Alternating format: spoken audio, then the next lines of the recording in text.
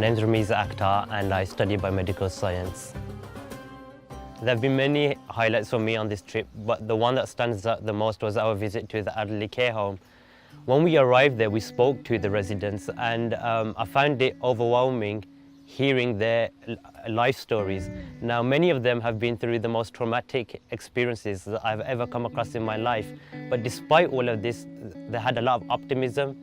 They appreciated what they did have, even though it was very little compared to what I've seen or what I've had back home in the UK. And just seeing how happy they were, how grateful they were for what they had, for me it was an amazing experience.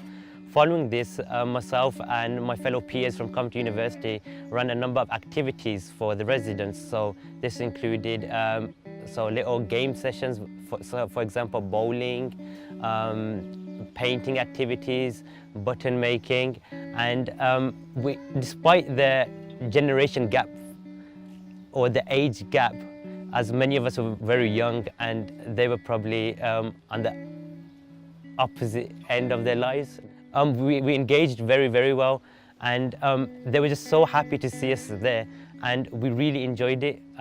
At the end, I mean, we were thanked for what we did and we felt like we had made a meaningful contribution.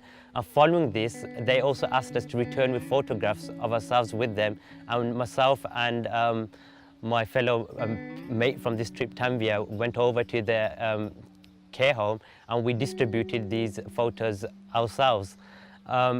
When we distributed these, just seeing the smile on their faces, just going through the photographs and giving them something which they could remember us by, for me that was an amazing experience.